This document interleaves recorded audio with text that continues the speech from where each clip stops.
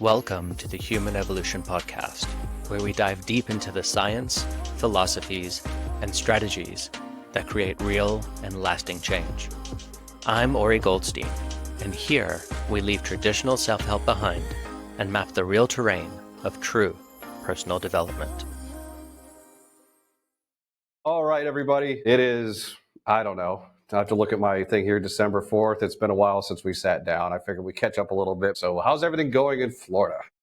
Things are going really well. Thank God we had everything went really, really well with the holidays. Got a chance to spend some good time with the family, and yeah, it was just a good time to start working on the shift stuff. And as the people in the audience don't know, but we're actually getting together next weekend for our shift get together with beautiful Brittany Carpenter. That's going to be moving things forward in a great way. And just excited about everything that's moving. It's a lot of moving parts. I will not lie, but super exciting times. How were things for you?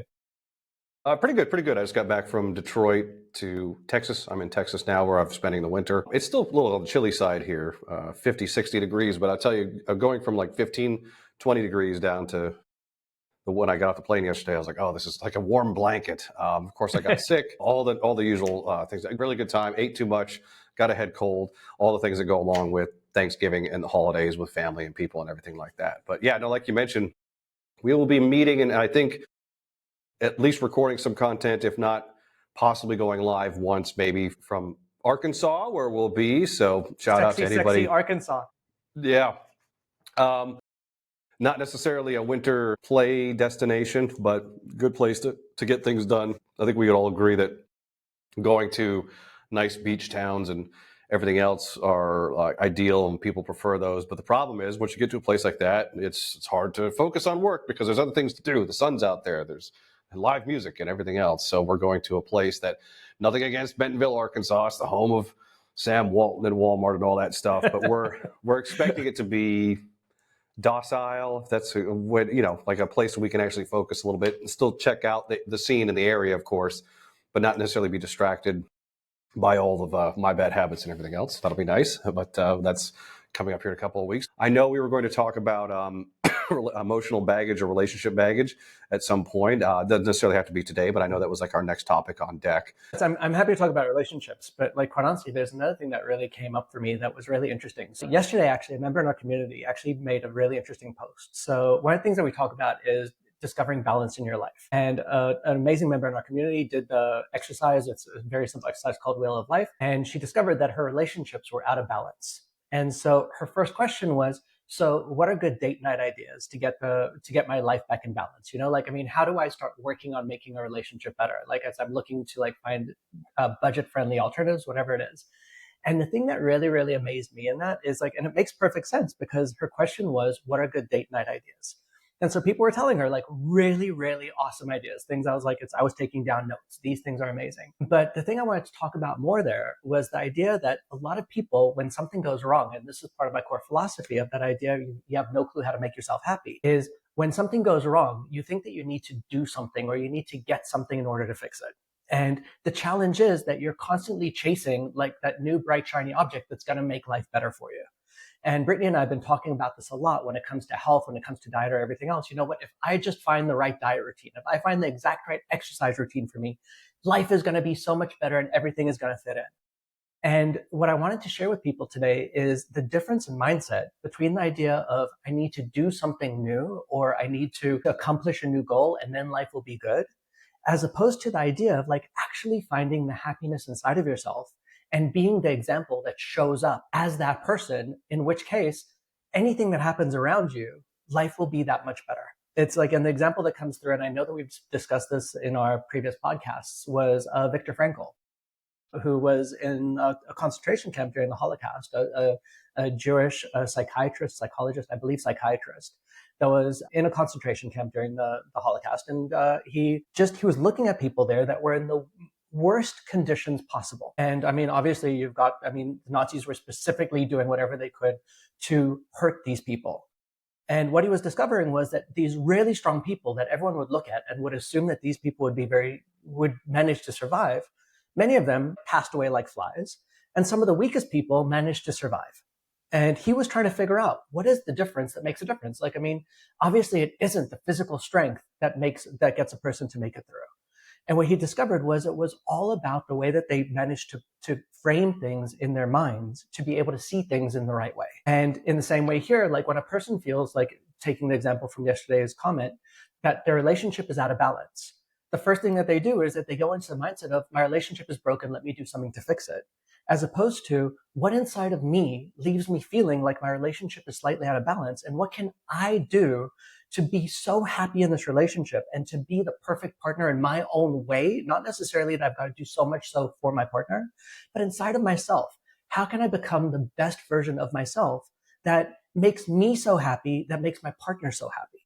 And when you can make that shift, and I want to discuss a little bit more about that, but when you can make that shift, it doesn't matter what you do anymore, because you are the person for whom naturally relationships work out well. And to me, like, that was just something I really want to share with the community, because to me, that is one of the largest basis elements of human evolution movement. You have no clue how to make yourself happy. You're trying to do it in all the wrong ways. It's funny how we externalize things. So, for example, like you mentioned, all right, what do we need to do to make this better? And our first thought is, let's go on a trip somewhere. Let's go do something that actually we're just avoiding the real issue itself. It's like the honeymoon phase. So like, oh, this is great. It's so wonderful. I'm like, well, sure. When you're on a trip somewhere, you don't have any responsibilities. You're getting room service, all these things. A distraction from real life, right? Distraction. We're not doing well, so let's go to the Bahamas, which I'm not saying that that's a terrible idea. Maybe you do need to do a little reset and reconnect and go somewhere. But the thing is, you have to be able to, if you work on things while you're over somewhere else, away from your natural environment, when you get back to your natural environment, and you've talked about this before, and it even applies to people who do psychedelics and other types of treatments. Once they get back to their environment, they just go straight back to where they were before. And forget about that. Like, if you're in an environment for long enough, there's that wonderful saying, everywhere that you go, there you are, right? And so, like, it's just that thing of like, and I know we discussed it before, and I could bring up the diagram right now if we want to, but just basically the logical levels, as I call it, or the hierarchy of beliefs. And the very basic level, the lowest level of it all, is the level of environment, where it's like, you know what, I'm unhappy in life right now. Let me go on vacation and things will get better. And it's very possible that if your environment is really negative for you, that moving environment is all you need. But imagine that what's really going on for you is the thought of, imagine just having grown up in an unhappy relationship with your parents, and you've got the belief in the back of your head of relationships are difficult. Wherever you go, regardless how many places you go to, at some point in time, that belief of relationships are difficult is going to just show back up for you, and you're going to just recreate your same problems just in a different environment. So changing your environment only works when your real problem is at the environment level. And then the one above that is the idea of actions, where, for example, date nights, right? Like, so like, what do I need to do in order to like make the relationship better? Maybe I need to have more date nights. Still, if you have the belief in the back of your head of, I'm bad at relationships, if it's an identity level thing, or if you have the belief of, I can never be happy in relationships. That's a very common one, unfortunately, for a lot of people, just given what they see or relationships are doomed to be bad after the first few years. Like, there's the honeymoon phase and then things die, whatever it is. Change your environment, change your behaviors. It doesn't change the fact that you're going to go right back to where you are. So you have to deal with a problem at the right level in order to really get the solution you need. Yeah, it's funny we're talking about date night, which I think is a really good example, because I've been there even recently, just in the relationship I'm in now, which is fine. But I'm like, okay, maybe if we go do something, like the two of us need to go eat somewhere once a week, and then we go do that, and sometimes we just sit and don't talk about anything important anyway. It doesn't matter. We could have been on the couch, but the thing is, in our minds, like, this change of location somehow is going to fix everything, or setting something on the calendar somehow is going to change stuff. And I'm going to take this one step further. Like, so it's just recently I was working with a client, just the last couple of weeks, actually, it was before Thanksgiving, where what's going on is the fact that she's constantly saying, like, if he changes, everything will be better. Like, if he just becomes more communicative, then everything will be good. And what I was trying to explain to her is, A, he is not my client. You are my client. I can't change him. And what I had her realize, and once we actually got there, was the fact that she was so traumatized by a previous relationship that, like, it had nothing to do with what was going on with him.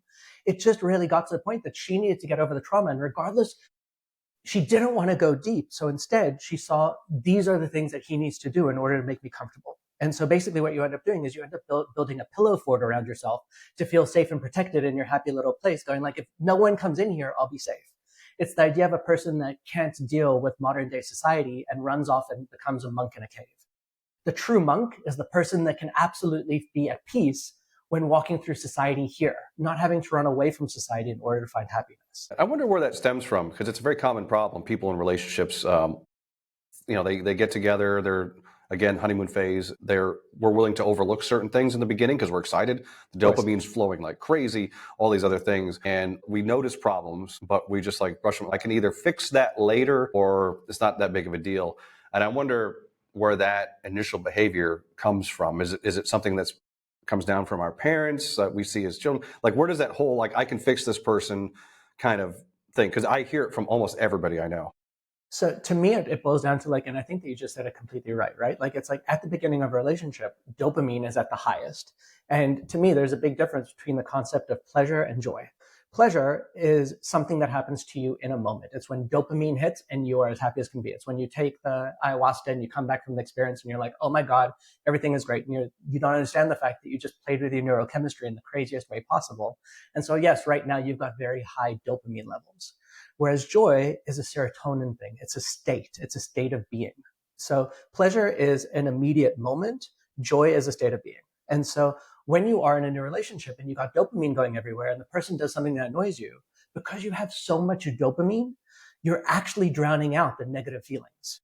But then what happens is, as soon as the dopamine comes down to its natural level, as it needs to, otherwise you would actually die. But as soon as it comes down to a natural level, what happens is you start seeing the same things and you're not flooding it away with all these pleasure chemicals. And you're it's not cute anymore. Exactly. It's not cute anymore. And the first thing that happens in all of our minds, me included, is you sit there going, I was happy with you last week. And now what you're doing annoys me. You're obviously doing something different. It is your fault. And it's so much easier to point the finger outwards and say, what you're doing right now is annoying. And it's not to say that what they're doing isn't annoying you. It's very possible. But the question is, how can you become a person who, when they do that thing, not asking them to change, when they do that thing, that you can accept them for who and what they are. And the grass is always greener too, right? Like, we always compare, whether it's a romantic relationship or otherwise, like that couple over there has got, they seem to interact and have everything together. What you don't know what they're doing. And I've known a lot of people over the years that have had affairs and everything else because you're a married man and you're messing around with a married woman and she's got kids. Well, you're not dealing with her family life or all her stuff.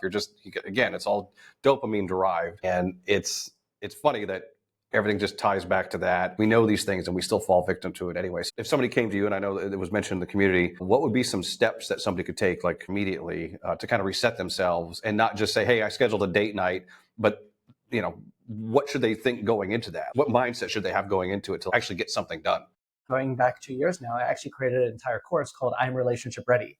That's all about that. And the reason why I specifically created that course, it wasn't a matter of fixing your partner. It's about becoming yourself relationship ready, truly becoming the person for whom a relationship is capable in the first place. And so I want to take this in so many different ways, but I want to give actual specific actionable insights. So the first thing I'm going to do is a few strategies, and then I'm going to go a bit deeper into it.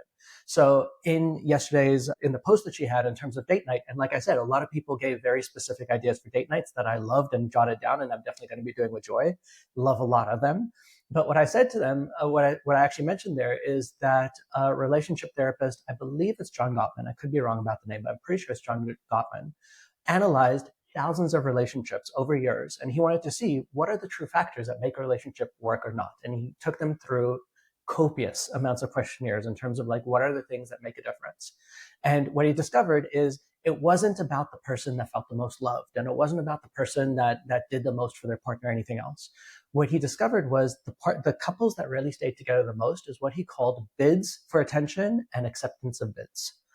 And so the idea of that is, taking it from my point of view, the way I look at it is one of the biggest needs for humans is A, the need for certainty, as we've discussed, and B, the need for love and connection and significance. Let's take those three as such. And so what very often happens in a relationship is you'll come home after a long day's work and you'll just kind of sigh and you'll just be like, oh, I had a tough day. Your partner can do one of two things in that moment. They can just completely ignore it and they can just keep watching TV. They can just keep surfing on Instagram and looking what's going on, or make dinner and sit there thinking, I love him so much that I'm going to make him dinner. But in that moment, what you did was you sent out a bid for attention. You sat there saying, gosh, I had a tough day. You want someone to acknowledge you. You want to feel like what you said is significant, and you want to feel connected in that moment. And what Gottman discovered was the couples that succeed are the ones where a bid for attention is actually taken into account. And it's not to say that you have to accept 100% of the bids of attention, but when your partner comes home and says, oh, honey, look at this article I wrote, you don't just go over it, or look at this article I'm looking at on my phone, whatever it is. You don't just skirt over it. You understand the fact that that is not necessarily them talking about an article. It's them sitting there saying, I need attention right now. And in that moment, you put things down and you show them that they're important, you show them that they're significant, and you spend the time with them. And the first thing that pops up in people's minds is like, I just don't have the time for this. You don't understand. I still have to make dinner. I still have to take care of the kids. I still have 20 other things I need to do. And the interesting thing is, this bid for attention and this reply to the bid doesn't need to be 3 hours. It can be even as simple as, honey, I can't wait to see that article because I know it's important to you, but let me just finish dinner first.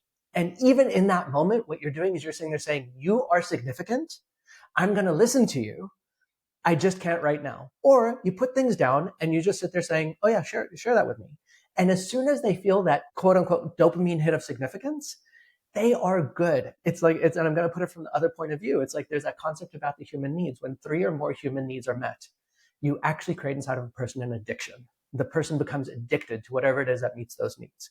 So when a person comes up with a bit of attention and you answer that bid and they feel significant, they feel certain that you're going to be there for them, and they feel love and connection, they are so addicted to you. You've raised their dopamine levels. They will do anything in the world because they want more of what you just did for them.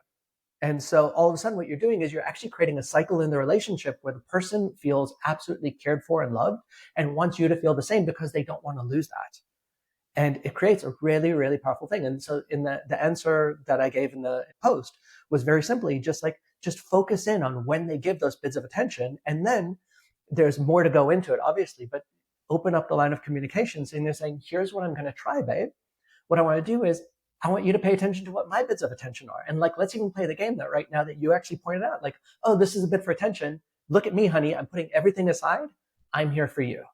And that in itself actually makes a person feel even more special. Oh God, you're paying attention to me. You noticed it. I didn't even realize I was doing it.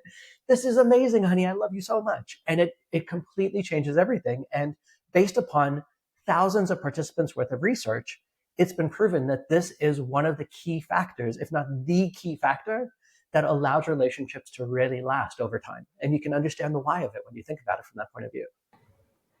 Yeah, it's amazing how easy it is to overlook those things. I'll use myself as an example. I could have, with my girlfriend's here in the co-working place with me. We're going to go to the store later, which I hate grocery shopping, but I'm going to go because I won't have to carry everything by herself. But I mean, anyway, I could have thoughts when I'm around her of 5 nice things I could say to her or compliment her on. Not just everything from work she's doing to how she looks physically. Not every guy is like this, but well, maybe they are. I have all these things in my mind that would be very easy for me to say. Just come out and say it, whether it's acknowledging something she's done like you're talking about, or just complimenting her on something. And the thought comes to mind, and I'm so lazy, I just don't do it. Just saying a few words can create such a difference in another person. And this goes for friendships and complimenting somebody, some stranger on the street. It's so strange. I have such an aversion to that. And I know I'm not the only one. I may be a little bit more of an extreme case because I'm a little self-centered. It's not a practice. It doesn't come naturally to me. You know what I mean? I have to be like, hey, you thought something nice about so-and-so, or you have something nice to say, just say it instead of oh, I'll get to that later kind of thing. It's terrible, but I do it every day, 100 times a day throughout the day. So I'll give you my strategy on that. I don't necessarily know if Joy will listen to this podcast episode or not, but I'm basically giving away my secret sauce here. But when I started this relationship, I decided to make it into a game for myself. I genuinely, instead of doing it as this is what I need to do, I decided to make it into a game. I'm like, okay, fine, let's see how she's going to test me. And I play around with that. I know she's not really testing me, but the thing I play with myself is let's see how she tests me. And because I like passing grades, I was like, let me see how I can pass that test. And in my mind, because I made it into a game, I actually try and prove to myself that I am because my logic is I believe that every single person, if you really just tell them to just get rid of the chatter in their head, they know what the ideal partner would do. You just said it for yourself. You know what you would say as the ideal partner. But in that moment, you sit there going, why am I even going to bother? She doesn't do that shit for me, or I did it yesterday. Do I still need to do it today? As opposed to make it into a game and sit there saying, I am going to flood this woman with so much joy. I'm going to make her addicted to me, because at the end of the day, and I really want people to really lock this into their minds. There are 8 billion people in this world. 7,999,999,999 of them. I think I missed out quite a few of the 999s in the middle there, but you get the idea. You've not chosen to spend the rest of your life with. One person, you've said, I don't want to play an adversarial game with you. I want to play an infinite game with you. You and me, for as long as we continue to live, we are going to try and be each other's partners as much as possible. Everyone else in the world you can have a fight with. This one person is the one person that you've chosen that it doesn't make sense to fight with, because you said, I'm going to stick with you tomorrow and the day after that and the day after that and the day after that. And so if that is the case, if you're looking at this as an infinite game, as Simon Sinek puts it, and your idea here is your game here is to keep your partner winning, not to beat your partner, because it's not adversarial, it's infinite. And so your job here is to be the perfect partner to them so they feel like they're winning. And the logic is, as I allow you to win, you allow me to win, because this is our agreement. And if it happens after 3 months of you doing this and you realize the fact that your partner is just being completely selfish and narcissistic and isn't giving you anything back, you can then say, I chose the wrong partner. It's time for me to move on. But you don't make that choice every day. Every day you make the choice to play the infinite game and say, I've chosen you. Let me now give you everything you need to be the perfect partner. So you think I'm the perfect partner.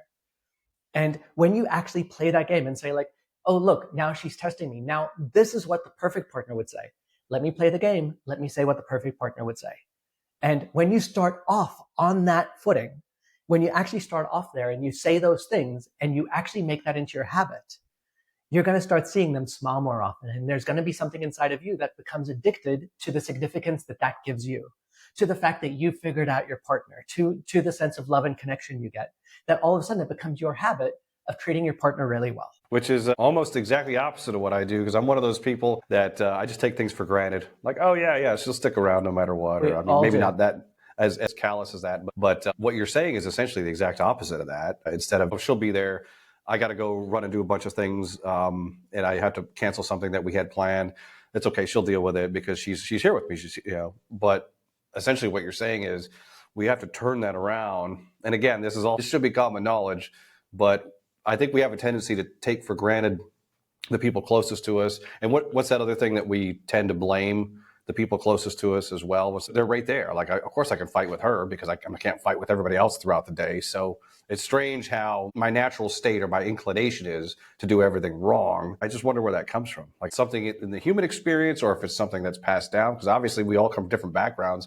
So I don't think it's part of the human experience, but I think it's part of the way society has structured relationships. It makes perfect sense to me because I see it happen to so many people. But basically what ends up happening is, because this person is with you and because you know that they're going to be there, and I'm just going to use myself as an example as a kid. Thank God I've dealt with enough of this that I do feel I've actually truly changed this. But as a kid, knowing for a fact that my mother always loved me, I was the meanest person. My mother was the person I was meanest to, because I knew that she would always forgive me. Whereas other people, because they stood a chance of rejecting me, I always try to make them happy. At this point in time, I'm very happy to say I shifted that around in my mind. I can't say 100%, but at this point in time, my logic is I want to be as loving and caring as possible towards the people in my life. But there is that logic of when you feel that you've locked that person in, that you've put a ring on it as such, it's that person's not leaving you. You don't need to be nice to that person. But think about how crazy that is. Think about how insanely, insanely crazy that is. And this happens in so many relationships. It's that concept of you don't know what you've got till it's gone. I can't tell you how many of my friends and how many of my clients I've seen this happen, that they're in a relationship, they're done with it, they break up with a person, and then they're crying to me 2 weeks later going that was the best person, that was the best thing that ever happened to me, and I can't believe I lost it. As opposed to and I really, really, really want people to lock this in. And I don't have the right words for it to really, really lock this in as much as I want. But that concept of the infinite game changes everything. If you really, really just lock in just that one concept of this is the one person that is not an adversary. This is the one person that you've chosen to have as your partner playing the game of life. Why in the world do you want to prove them wrong? Why in the world do you want to make them feel bad? I get the fact that in business, if you're Microsoft and you're versing Apple, you're going to want to bad talk Apple because that's an adversarial game. That makes sense to me. When you are in a partnership in an infinite game, you're not trying to take their pieces off the board. You're trying to strengthen them because you two get strong together. I'm just thinking about all the mistakes I've made in the last week. I know plenty of other guys that do the same, have the same poor behavior. It's like anything else, like fitness, exercise, diet. We all know what we need to do. We just don't do it anyway. So getting back to like the date night thing, let's say somebody was going through like not a rough patch, but like a stale patch, for example, in their relationship. And we're scheduling a date night for Thursday. What tools, techniques, what plans should you have in place? Obviously, you don't want to go into it scripted or anything like that, but what advice would you give to somebody who's like, hey, I'm going to take my wife or husband out, partner out for dinner. I want to bring out all these things in this person. I can tell you right now that my answer is going to probably cause a lot of conflict. This is not the answer that people want. Shots? Tequila? Tequila works every time. Tequila works every time. There's nothing that tequila can't fix when it comes to relationships. So much truth to that. But my correct answer to that is actually vulnerability. What your partner wants, if you actually aren't past the point of no return. If you're past the point of no return, then you might need to bring in a professional. But if you aren't completely at the point that your partner hates your guts and just doesn't want to be around you, then actually open communication and being vulnerable and sitting there and genuinely telling them, like, honey, like, I don't feel like that what's going on right now is a relationship I want. And no pointing fingers at the other person. That never, ever does well. But what you say is, I don't feel like this is a relationship I want. What I want to do is I want us to remember what it's like when we absolutely adore each other. For me, what's going on is I can feel like that in my mind, when you do something, there's that voice in the back of my head that tells me what I should be doing. And I find that I'm not doing it enough, but this is what I want to commit to you. I want to try something different. And I want to actually put down my cell phone and spend more time with you. I want to answer your bids for attention. I want to let you know that this is what I'm willing to do because you matter to me. And so many people hate that because they're sitting there saying like, well, why didn't that asshole say it to me? And in which case, again, you move from infinite game to adversarial game. Or they sit there saying, but what if I say that and the person doesn't follow through? And what I'm going to say again is, it's not about them following through. It's about you being the example in this relationship and giving them the opportunity to, first and foremost, fill up their container to some point that then they've actually got enough inside of themselves to fill up. And it's Brené Brown actually mentions this, and I love the way that she says it, is that like in relationships, a lot of people think that relationships are 50-50, right? Like it's like I give 50, you give 50. And that's just the way a relationship is meant to be. But like what she said is, it's just not true. Like relationships are barely ever 50-50. You can turn around to your partner and just say, do you know what, honey? I think I've got more energy today. I'll take care of the kids. 80-20, you relax. Or you can turn around to your partner and say, honey, I just had the toughest day ever. I know that I was meant to do this. Can you take this one over? And it's actually genuinely seeing your partner as literally that, a partner in this. It's having that person that you can actually rely on and actually feeling like that person has your back. And the other thing I'll say about that is that comes along with that is that this is another commitment that I made when I joined this relationship in my past relationships. And I may have spoken about this before, I don't remember, but in my past relationships, what I would do is when I would go out with my friends and they'd ask me about my relationship, I would start offloading to my friends about like, oh God, she did this and she did that. And oh God, this isn't working. And it actually created a bonding situation with me and my other friends because now I could share my problems with them. And my logic was, if I'm talking to a professional, I can tell them my problem. If I'm talking to a friend, I want to comment about everything that's going right with my relationship. Why in the world am I going to, with a person that I don't really need their help, why in the world do I need to air the dirty laundry? Like, so what I want to do is I want to focus in on the positive of the relationship. I want to tell my friends, I want to keep emphasizing to the external world as much as possible that things are going well. I want to emphasize to my partner everything that's going well. Like Joy has a statement, I'm pretty sure I've said it to you before. I just absolutely love it.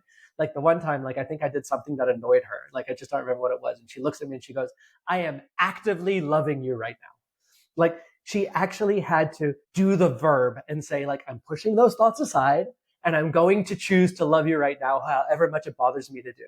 It's like, it's those things that make a difference. It's like, it's when you actively choose to make that person into the important person in your life. And it's, again, just getting that thought in your mind of the 8 billion people in this world, this is the one person you're sitting there saying, I'm going to try and make this a lifelong commitment to. So if that is the case, I'm going to do everything possible to be the perfect partner for you. And I hope you show up and are the perfect partner for me. And I'll give you some time. I'll give you the slack. And if it's not, I want to see, where are we missing things? What's missing wrong? I will give you the bits of attention. But eventually, if I give you so much and I become completely just drained, then I can't do this forever. But I will do my best and hope that once you get filled up, because you feel so great, you're going to want to do it back, because that's what love does back generally. Not because I have an expectation of you, but just because that is what I expect love to do, generally speaking. Yeah, I spent most of the afternoon trying to figure out how I'm going to get out of going to the grocery store, but now I figured I should probably go. I don't want to go help her with it. Because I hate it. But this is a dumb example, but like I was literally like, how do I get out of this? And I'm like, it would mean a lot if I was there to help with carrying things and not sending her, because we don't have a car, so we have to Uber. So damn it, and now I have to go to the store. But I could feel better doing it though, from everything you just said. In your mind, play the game instead of the damn it, which I know you said very much as a joke, but play the game of you are doing something in order to make your girlfriend's life easier. Mm-hmm. And in doing that, what you're doing is you are giving her more energy to actually completely thrive in her life. And because you are her partner, she then has that capacity to do it for you. So this is your chance to do something for her that allows her to become more of who she is, that eventually will come back to you, hopefully, if you've chosen the right partner. And I know you've been with her long enough, that my guess is you very much have. Speaking of longevity, because we changed so much, it's always been very interesting to me. This is a little off topic, but our emotional maturity, or our emotional, what they call it, the EQ or whatever, the emotional quotient, that people can meet in their 80s and then stay together for a long time. My grandparents, for example, they're 80 something now. I should know this. They're 81. And they've been married 60 something years. And it's just because we change so much as people too. So there's that. I imagine you run into this a lot, where somebody may have gotten together with somebody in their 30s and now they're in their 40s and they're like, oh, I've just changed. But I'm just thinking about just dealing with people and reminding yourself that that's not a bad thing. Changing and maturing and growing aren't a bad thing. And then being able to bring it back together, but being able to remember what you need to do to make the other person feel loved and appreciated, even though you may not be the exact same people that you were. And I hear that, and I've said this to people before, like, you're not the same person you were in your 20s. It doesn't mean you have to grow apart, is what I'm saying. You can actually grow together. Exactly. And it's Joy and I have had this conversation very often, as a matter of fact. It's just the idea that and I'm pretty open to Joy about this, in terms of the fact that, like, I have no clue if we'll be together in 20 years' time. I'd really love us to be, but if we grow apart, I have to accept that as a possibility. But what I'm going to do is, over the course of every day to day, I'm going to do everything I can to work towards creating a positive relationship. So it's back to that idea of, like, I'm not looking towards a future. I understand that the future I have no control over. What I do have control over is my daily habits today. And because as she grows, if I give her the bit of attention, if Joy a year and a half or so ago, probably 2 years ago now, like really, really got into pickleball, or like when we first started, she was really into swing dancing. And I'm a Jewish guy with 2 left feet. I am not into swing dancing at all. But what I said was, it's important to her, so I'm going to make it important to me. And I got into swing dancing and I did classes with her, and it was a chance for us to bond. And I hated every moment of those classes at the beginning until I started loving it. And next thing I know, it became something that we bonded over. And it made a big difference. But it wasn't because I sat there saying, she's so different, we're growing apart. It was a matter of, this is important to her. I'm going to do everything in my power to make it important to me too. And if it really, really doesn't work, shit happens. It's like, so be it. But like, I'm going to do my best to enter into her world. And if her world is just so disparately different than mine, then so be it. And we don't need to agree on absolutely every single thing, but I'm going to do my best to try and join into that world. And in 20 years' time, if enough things became different enough, so be it. It's like, so we both moved on, but we had a great time getting there. And you won't have there's always regret, right? You could always talk ourselves into regret, but at least if you feel like you did everything you could to leave each other, like, what's that Boy Scout thing? Leave the campground better than you found it. I actually stole that from Jessie. She says it all the time. She's like, even if we break up someday, as long as we leave each other better than we found it. I'm like, okay, that's cool. Great idea. What a fantastic philosophy. Like, think about that as just your philosophy. Like, I don't know if we're going to be together, but I want to leave the campground better than when I found it. Like, Yeah. what a great, like, think about that as just a way to like move through the relationship. I'm going to do everything possible. I'm not going to try change you, but what I'm going to do is like, I'm going to try and become the best version of myself. So if we ever do break up, I can say that this was a good thing for me. And hopefully I'm going to try and light you up as much as possible, that if we do break up, you're not going to look at me as that crazy asshole that messed up your life. I feel better already. I'm battling this cold, and apologies to anybody who has to listen to me sneeze and cough and everything, or have to look at my face today. But so hopefully it works on everybody in the community and otherwise. It boils down to the idea of like, it's the mindset shift that I'm mostly focused in on. And then along with that, and I know we've discussed this before, is the concept of radical honesty. And a lot of people think that radical honesty is basically turning around saying, honey, you were a bitch when you did this. You know, it's like, that is not radical honesty. That's just blaming and shaming. Radical honesty is when you can basically tell a person how you genuinely feel and commenting about things in such a way that any objective observer would say that's real. So if I were to say, Lee, you just drank your coffee, and when you drank that coffee, I felt like you were disrespecting me. Like, that is radical honesty, because you drank your coffee, that is true, and what I felt disrespected, is true. If I were to say, though, instead of that, Lee, you're a disrespectful asshole for drinking your coffee, that's very different, because now all of a sudden what I've done is I've put a label upon you. So me saying, Lee, you just drank your coffee and I felt disrespected, absolute truth. No one can tell me what is true for me, and no one can debate the fact that you drank your coffee. For me to put a label upon you that someone else in the world could say that's not a truth is now all of a sudden me no longer being in radical honesty. And so the way that this fits into relationships is, honey, I made a bid for attention, and I tried to show you an article. And then I made another bid for attention 10 minutes later, and I was telling you that I had a tough day, and you just kept cooking and whatever. I felt like you weren't paying attention to me. That is all true. That is possible. For you to say you're an uncaring asshole that never pays attention to me is the story you came up in your head based upon what happened. And that is no longer being radically honest. And so in a relationship, when you can say these and these things happen, and this is the way I feel, what that ends up creating is a place where two people can communicate. And now you can say, so Lee, you drank your coffee and when you did that, I felt disrespected. You can turn around to me and say, I didn't mean to make you feel disrespected, and that's fine. Like, what about that made you feel disrespected? Well, you know what? Like, it's like every single time that I ever did that with my parents, they always would just like freaking well turn away from me. Okay, fine. So I remind you of your parents. I understand that. Like, that opens up a place of conversation, as opposed to me saying, Lee, you're a disrespectful asshole. Not telling you how, not telling you why, not telling you anything else. I just went into a story, and now you just have to defend yourself, sitting there going, but I'm not a disrespectful asshole. You know, it's like you want to leave conversation open. And the way you leave conversation open is not telling another person what they are, which makes them have to defend themselves. Commenting about reality and commenting about the only thing that is real for you is the way that you felt inside. What they were thinking, what they were doing, who they are. If you make a comment about that, you're opening it up for just a huge argument, because they're just going to tell you that's not who I am. That's well said. I have to remember to do that more often as well, because you're right. It's like somebody's actually being honest about how they feel, even if it's totally irrational to me. Like, oh, they actually feel that way, and they're not, like you said, labeling me as something, because that just puts everybody on defense mode, and next thing you know, you're not getting anywhere. Yeah, absolutely. And that's where I talk again about the concept of vulnerability. You have to be willing to show them where you feel hurt.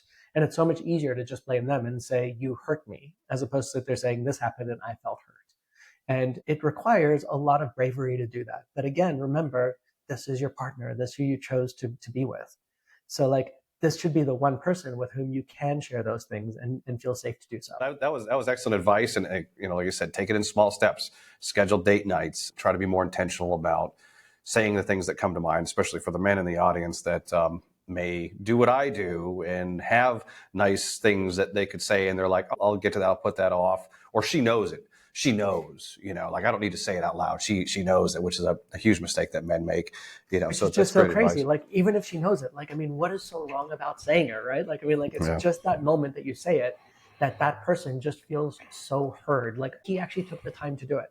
Like yesterday, like as I was writing the reply about the bids for attention, I just for the fun of it, I went to, like, Joy was in the bedroom and I was like sitting in the lounge on the couch working, and I was like, God, baby, I just did something really smart. Within like a minute, she came shuffling out the bedroom to like read what I did. And I was like, oh my God, she accepted my bid for attention. Like I knew what I was doing and I was playing around to see. But like it just proved to me that we had created this relationship where the bids aren't just ignored. And it made a big difference, right? Like, so like, even if you know that she knows it, what is so wrong about saying it and leaving her feeling special in that moment? She is your partner. Why not make your game to light her up like a freaking Christmas tree? Yeah. And that's how most like habits start. You know, that's how most habits start, right? In the beginning, it may even feel silly to you, but then eventually it just becomes natural. And then all of a sudden, you know, it's not silly anymore or whatever emotions you attach to it when you start something new, just go with it for a few days. Next thing you know, you don't even realize you're doing it. And everybody's lives are better for that, you know? Yep. I'll finish off with just like the one statement. It's like Tony Robbins has this like really amazing statement. If you keep treating a relationship like it was at the beginning, it will never have an end. I just love that. Like, just do the things you did at the start of the relationship. And if you keep doing those things, they're going to constantly get those dopamine hits. At the beginning of the relationship, you were treating them wonderfully. You're paying attention to them. They were more important than the Instagram story that you were looking at that moment. So you managed to put your phone down.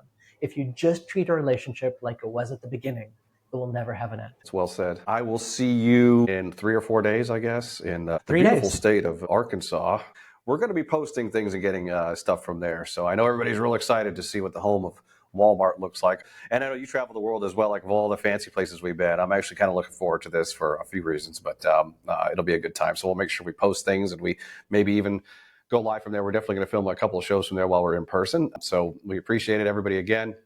Please hit subscribe if you're watching this and you haven't subscribed yet. We get thousands and thousands of views, and I'm guilty of it as well. I'll watch a show that I love and I'll just forget to hit subscribe. So we appreciate you guys doing that. It helps us, bring more content to you. So I will see you Saturday, and to be continued, everybody. Thanks so much, brother. Have a great one. Hey everyone, it's Lee. Just one more thing before you go. Ever wondered how journaling could help change your life? You can find out by downloading the Emotional Alchemy Journal from the link in the description. It's a powerful tool for deep self-reflection, and it's completely free. And if you're looking to connect with Ori and learn more about how he can help you, visit his website at OriGoldstein.com. A link will also be in the description. Until next time, keep challenging the chaos within, be a little kinder to yourself, and let's continue to evolve together.